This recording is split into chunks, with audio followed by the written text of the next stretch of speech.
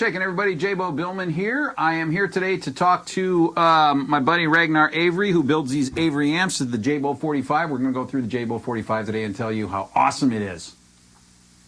Hey, welcome back. This is Ragnar Avery with Avery Amps, and I'm joined with my good friend Jabo Bihlman. What's up, everybody? I've had a great journey together working on his custom amp, which we call the Jabo 45. The Jabo 45 started as a JTM 45, which was one of Jim Marshall's first amps that he had produced professionally. And we've taken it over a period of about 2 years, right? Mm-hmm. And really dialed this amp into Jabo's exacting needs as an artist. So we're going to talk a little bit about this story over the next few minutes. All right, Jabo? Yeah, man, absolutely. So we got it started off as a JTM 45, basically. Yes, sir. When I got a hold of it and started playing through it a little bit, immediately the bass end was way too crazy for me. I had the bass all the way off. Yeah. Notice now where I have the bass, it's at 3/4. 3/4, 3 yeah. o'clock. So Yeah. we've made a ton of modifications on this, so we basically started with a JTM 45. I was actually more partial to the Plexi, the JCM 800, right? In fact, I even looked at a JCM 800 that you had, didn't I? Didn't I get a JCM 800 Yes, head at one yeah. point? Yeah, you did. But Yeah, we you went did. back to this one because I don't know why. There's just some mojo in here that I liked that we started with. Yeah, well, it had a number of elements of the JTM 45 are interesting because it has the 4 inputs, although one of the inputs I've used for a master volume, Right. which, again, was something you Huge. wanted to have because Right. you wanted to adjust to stage volume. So this and did not room have a volume. master volume on it when I first got a hold No, of it did. It did. It did. But that's not something that you would normally find on the JTM 45? No, normally it just has the 4 inputs. Ah, okay. So there's a good Avery upgrade right there. Exactly. Because look, man, I think you got to have a master volume. It does affect the overall tone, but only because what it's doing is it's taking the dial, it's taking your tone and just making everything louder. So it does have an effect on maybe the high end, maybe the low end. But once you dial in a tone on this thing, Yeah. the master volume just brings the tone up, and it's absolutely fantastic. I usually wind up, right now we have it low volume for the most part, but about 12 o'clock on the master volume is louder than... For your stage. Yeah. When I you're mean, in a stage situation. Fantastic, right. So the other thing that was interesting, and I'd seen this with other amps, but we really saw when Jay was first working with the amp. He had a 412 Marshall stack. That one right behind you. Right by us that we could use. And he calls me up and he goes, "This amp is unusable. I'm not getting the tones, right? I'm not getting the tones that I got in your basement." And I said, This amp is unusable. That's harsh, man. I know. Well, you know me. I'm willing to put it out there. And so I bring in a 212 cab that's open back with some custom selections. Right, which the open back, of course, that was a big thing with me. And immediately you go, "Oh, wait a minute. This sounds so much better." Which was new because I didn't understand really the value of the speaker. Right. How much of a difference that actually makes. But you were big on the speaker thing all the time. Yes. You always talked about the difference in speakers. And so, yeah, whatever we finally wound up in this Celestion, what? Yeah, they're basically a Celestion 60 watt, kind of on the creamback style. Okay. That was perfect for this. Open back cab. Yep. 212. Yep. Parallel, right? Yep. So that made a huge difference right off the bat. But then he's working in the studio and he's going, "Yeah, this is working okay." But then when you were prepping for stage volume because you were getting ready for a gig, we ran into issue when he had his pedal plugged in. He was using the overdrive and distortion pedal. You had this woofiness that was coming through on the bass end. Right. And you go, "Hang on, this amp is not going to work for me because at stage volume," very important learning from Jabo. Right. At stage volume, this amp is giving me tones that are not needed and really unusable. Right. So, which is the thing, right? I mean, for Yeah. a pro, it really comes down to stage volume eventually. In your house, in your studio, whatever, the volumes can be everywhere. But at a stage volume, you need a certain amount of volume that's going to be a usable volume. Again, with some amps, the more you crank it, the crazier everything gets, and eventually it breaks up so much that it's useless. That was the other thing too, is the breakup threshold with me, is that I wanted the amp to be very clean as opposed to breaking up on a lower volume. Hence the 45, 50 watt amp. Right, exactly. These are using Yeah. KT66s, which is a very traditional tube setup for the power tubes on JTM 45. Yeah. So I think we got the breakup totally under control. We can get a nice stage volume without a lot of breakup, which is great. That's what I want, because again, the pedals thing is big. That everybody that's playing the guitar, the electric guitar, is using pedals, and you have to have an amp that takes pedals well. And this thing, so what happened was is it wasn't taking pedals great, but I finally wound up to just using the normal channel, right. And that's where it started to tamed it down and started making a little bit more sense. Yeah. And so, well, let's talk about so as we had discussed and got into this, you started making changes to the tone stack. So the first tone stack change was we moved the bass circuit more to a plexi. And it really helped me understand why Jim Marshall came out with a plexi. Because if you look at them side by side, you go, what's the big deal? But it's in that minutia of the tone stack, and we're talking just a couple of components, literally a couple of components. It changes everything. And as soon as we did what I would call the plexi tone stack mod, all of a sudden you had the tone was right where you needed it at studio volume and at stage volume. You did not have, we got rid of the woofiness. Right. Which was amazing. That was. But then, as he's working with the amp, and this is the beautiful thing, is you were working with the amp almost on a daily basis, right? Yeah. Yeah. You were recording with it, you were using it in gigs and stuff. And the next thing that Jabo saw was that he could not barely even have the treble cracked. Right. Matter of fact, sometimes you'd have it turned off. Again, that's also another reason why I went to the normal channel, because the other channels were so high-endy. Right. So I did that and sort of worked the tone stack that way. But that's a much darker side of the amp, and so it was working out great. Yeah. But I think at that point what happened is that the amp got too dark. It was just like I couldn't really do too much with it. And then, so if you can see, I have this jumper here, which is using both of the channels on this amp at the same time, which allows me to use the high treble and the normal channels together as like overall EQs, which is super great, and volume as well. And that is, I didn't do that for a long time. I started there, and then I went to the normal, and then I went back to this, and this is where I'm at now with the jumper, because I love it, because it's so easy to just sort of dial in some different changes based on the room or whatever it is that we're working on, studio or whatever like that. Pretty easy. They're very sensitive. So let's just run through that a little bit. So I'm using my Reverend OG right now. This is a double agent. Humbucker in the bridge, P90 in the neck, and I've got the bass, the Reverend bass roll off all the way off. Right now I'm just on the P90. So this is a super nice stratty kind of sound.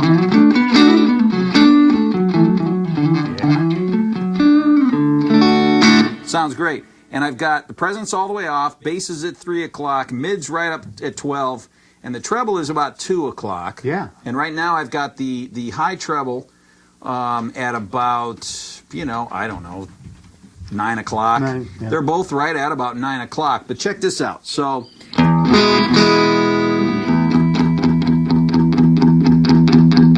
right there, you see how that high jumped up?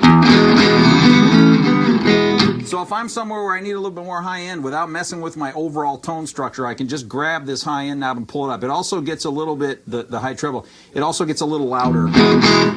Same thing with the normal channel. If I find that I'm needing a little more bottom end on it, it just it comes in quick. Yeah. Well, that's a lot quicker than I expected. And that sounds great. Right, so, yeah, and I've jumped it up about, from 9 o'clock to 11, roughly. So these are super sensitive knobs, and it didn't affect the overall volume. It did a little bit, not a ton, so you can sort of dial it in, right. I got the presence all the way off. The presence can also be a great addition to your tone stack. Right about 12 o'clock, it's starting to kick in. That reminds me, too, the other thing is that when we first started on this deal, the pots were very sensitive. Yeah. You remember that? Yeah. And I was like, I don't want pots that are so sensitive. I want to turn it a 1/4 inch before I really hear much of anything. And so you changed some caps, and we changed the pots around a little bit. That's really the other mod. When we worked in the treble space, we really worked with kind of making the treble stack, part of the stack, which is interactive with the mid-range, making it more usable for Jabo. And the interesting thing is that when I went back and looked at some of the other Marshall styles that I build, I'd heard the same complaint, and I realized it's core to what Marshall sound is. Mm-hmm. But the issue is many of the players won't even turn on the treble, and so then they have a struggle because it kind of limits the ability for them to tune in their tone the way they want it. Yeah, I mean, anything that's at 0 or maxed, Yeah. you know, you're not getting any headroom there. There's nothing you can work with. So I think we toned down, or toned in at least, the tone stack to the point where it's something that I can work with to get what I want, and then it is very usable that way. Yeah, and so then the final piece that I threw at Jabo, this was actually kind of something I'd learned from a previous build. I had made a couple of other JCM 800s, and one of the things that I learned in my amp building is that there's a spot where I can put some switching in that allows for choices in how the stack feeds into the tone areas, your thing, and so it creates a different voicing. So what I did is I took a JCM 800 head, but then allowed a switch so that you could bring in a JTM 45 sound into a JCM 800 head. Thus the Ragnar switch. The Ragnar switch, and I tested it out with you, and you immediately said, this is fantastic because it allows me now, if I'm going from single coil to humbuckers, it gives me another level of flexibility. So you know what we had to do. Put in the Ragnar switch on the back. We put a Ragnar switch on the back here, which basically is allowing the tone stack to have a little, and the JTM 45 would be a little darker. It would be a little, you know, a little more bassy leaning, where in the JCM 800, as Jim Marshall went through his evolution of making world-class amplifiers, it has a little bit more of a mid-range stack. Yeah. And so this has become really helpful for you because now, depending on the room, depending on the sound you're going for, depending on the guitar, you've got a couple of different levels of how you can dial in the tone to meet that need. Totally. And I mean, one of the things I can think of right now is if I was playing a club where the amp was set against the wall, or close to the wall, okay, that tends to make them sound woofier because they're getting this back end low end. You know, I can flip up to the JTM or to the JCM 800 and it gets rid of that woofiness without messing too much with the tone, or vice versa.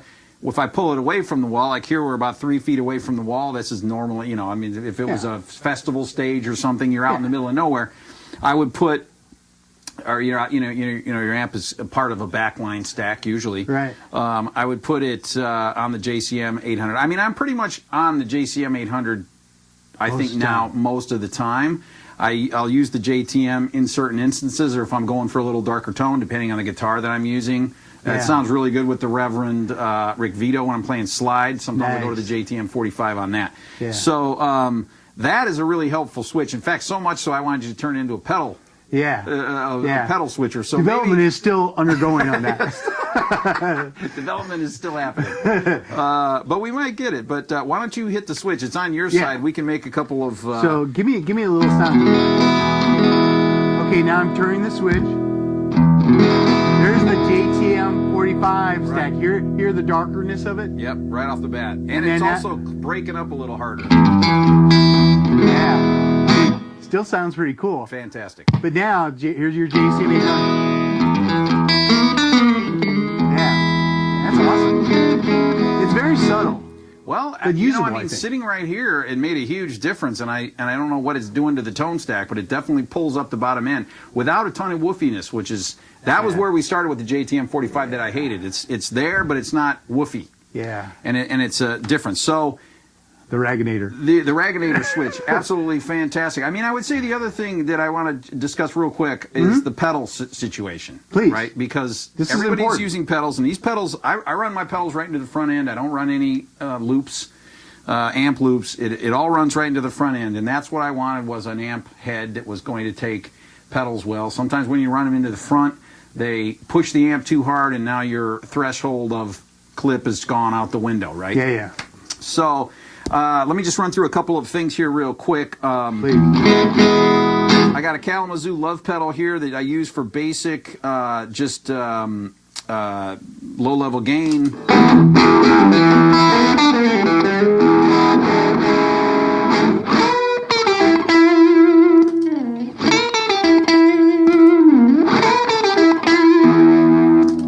That's great. It's just a low-level gain, and you notice the amp is not. It's not getting any more distorted. It is because of the pedal, but it's not saturating. Yeah, that's very much like a Klon pedal, the famous Klon pedal. And what it's doing is this amp is really loving having the front end of that tone stack driven. Pushed a little bit, sure. Yeah. And then that was on the middle position, so that was both pickups. Here's the P90. Clean.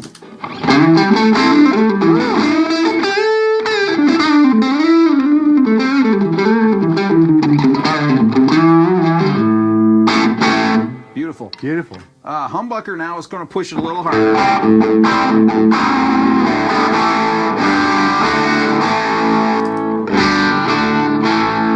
Nice. Right? Yeah, it's great. I mean, Nice. so the amp is breaking up just a hair, just a little bit with the humbucker. Right? Yeah. Let's go to the hot ice real quick. This is the Yeah. LXK hot ice. This is my main distortion sound, which I pretty much use on everything.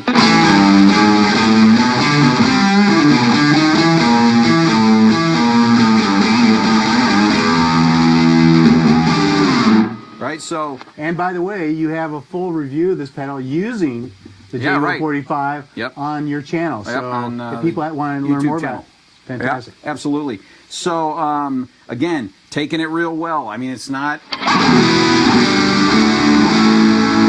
That's the P90. Here's the middle position.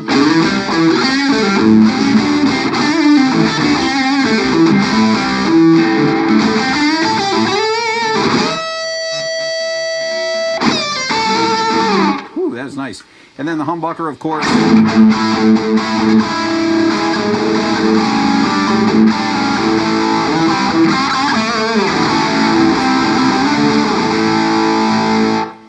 That's fantastic. It sounds great. And then, you know, as far as anything else, you know, some delays, some reverbs, whatever. But it just takes everything.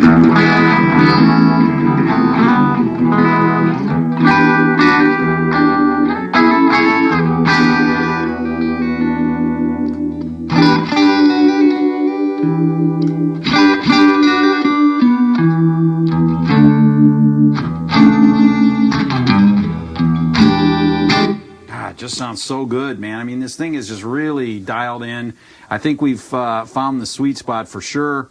Again, presence is something that I might use to brighten it up just a hair, just a little bit, top end, you know, like but 20K. the nice thing is it's usable. I know a lot of people Absolutely. will completely shy away from using a presence, but in the way we've got the stack now modified, it's really impressive to me that you're now, because you shied away from treble, and now you're able to use presence. Yeah. It's like, that's awesome, because now the amp becomes very much a palette, and that's really what we're trying to do, right? At Avery Amps, we're trying to do great tone, one amp at a time, and this is like the flagship of that, I think. Yeah, it has definitely been quite the journey, and we have come up with an amp that I love. I really do. It's amazing. I've used it on, I got new music coming out. I've used it on that. I've used it on all the stuff that we've been doing lately, and it is it's absolutely fantastic. I'm as happy as I can be with it. Great. Well, Olive hey, has joined us. yeah, hey. Nice. So, thanks for the time today. You got it, man. It's fantastic. My pleasure. Can you take us out with a little Jabo? I can if Olive is going to let me go. Get out of here. Go lay down. The little love machine. A little love machine. Let's see. Let's do a little. There you go.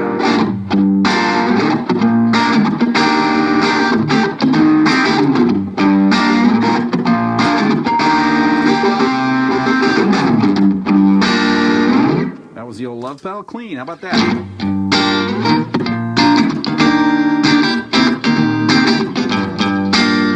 That's nice, man. It didn't break up at all. It was very clean. Had a little bit of a breakup, but that was good. It's perfect. Good. It was perfect. Well, So, thank you yeah. very much. My pleasure, man. Till next time.